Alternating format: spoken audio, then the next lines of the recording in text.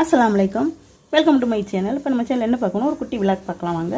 இது கல்யாண வீட்டு முட்டைக்கோஸ் பொரியல். கல்யாண வீட்டு முட்டைக்கோஸ் பொரியல் எப்படி செய்யணும்னு பார்க்கலாம் வாங்க. இப்போ இதுக்கு முட்டைக்கோஸ் கொஞ்சமாக ஒரு கேரட் எல்லாம் சேர்த்து நறுக்கி வச்சுருக்கேன். நல்லா தின்னாக நறுக்கி வச்சுருக்கேன். வாங்க பார்க்கலாம். சேர்த்துருக்கேன். அந்த தண்ணியில் பாசிப்பருப்பு சேர்த்துக்கலாம். இப்போ கல்யாண வீட்டு முட்டைக்கோஸ் பொரியல் செய்கிறக்கா பச்சை மிளகா, கருவேப்பிலை, வெங்காயம் 3 எடுத்து நறுக்கி வச்சுருக்கேன். இப்போ பாருங்கள், பருப்பு 2 கொதி வந்துருச்சு. அதுக்கப்புறம் இந்த முட்டைக்கோஸ், கேரட் எல்லாமே சேர்த்து இதையும் சேர்த்து ஒரு 90% வெந்தால் போதும். இப்போ இதெல்லாம் கொதி வரட்டும். இப்போ இதுக்கு தேவையான அளவு உப்பு சேர்த்துக்கிறோம். எடுத்து இதை ஒரு நல்லா வேக விட்டு பார்க்கலாம். இப்போ பாருங்கள், நல்லா கொதிச்சு இப்போ நல்லா வெந்துக்கிட்டு இருக்குது. இந்த முட்டைக்கோஸ், கேரட், பருப்பு எல்லாமே நல்லா வெந்துக்கிட்டு இருக்குது பாருங்கள்.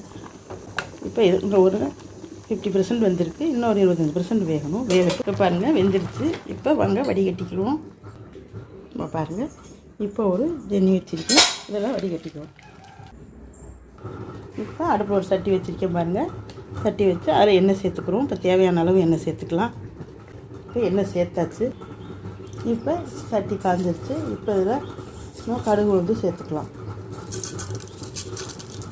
ஒரு 1/2 ஸ்பூன் சேர்த்துக்கலாம். இப்போ இது நல்லா பொரியட்டும். இப்போ இது நல்லா பொரிஞ்சிருச்சு. இப்போ இதில் நம்ம வெங்காயத்தை சேர்த்துக்கலாம்.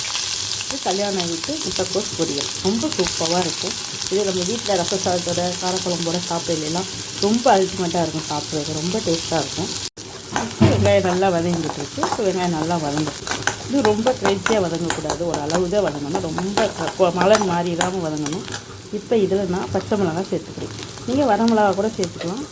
ஆனால் அதில் கருவேப்பிலை சேர்த்துக்கிறேன். இப்போ எல்லாத்தையும் சேர்த்து நல்லா வதக்கிட்டு இது எல்லாத்தையும் சேர்த்து நல்லா வதக்கிக்கிறோம். இப்போ வெங்காயம் நல்லா வதங்கிட்டுருக்கு. இப்போ வெங்காயம் நல்லா வதங்கிடுச்சு. இப்போ வதங்கிடுச்சு. இப்போ இதில் நம்ம முட்டைக்கோஸை சேர்த்துக்கலாம். இப்போ முட்டைக்கோஸை சேர்த்துட்டு இப்போ இதை மிக்ஸ் பண்ணிக்கலாம். இப்போ பார்த்தா நல்லா மிக்ஸ் பண்ணியாச்சு. இப்போ இதில் நம்ம தேங்காய் பூ கொஞ்சம் திருவி வச்சுருக்கேன்.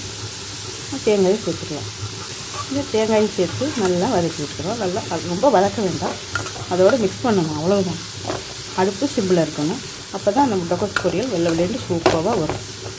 இப்போ ரெடி ஆகிடுச்சு. நல்லா தேங்காய் போட்டு நல்லா மிக்ஸ் பண்ணியாச்சு. இப்போ மல்லித்தலை தூக்கிக்கலாம். மல்லித்தலை தூவி அது ஒரு மிக்ஸ் கொடுத்துக்குவோம். அவ்வளோதான். கல்யாணம் விட்டு முட்டைக்கோஸ் பொரியல் 3 ரெடி ஆகிடுச்சு. சூப்பராக ரெடி ஆகிடுச்சு. இது சாப்பிட்றதுக்கு ரொம்ப நல்லாயிருக்கும், எம்மியாக இருக்கும். இப்போ அடுப்பு ஆஃப் பண்ணிடுவோம். அவ்வளோதான்.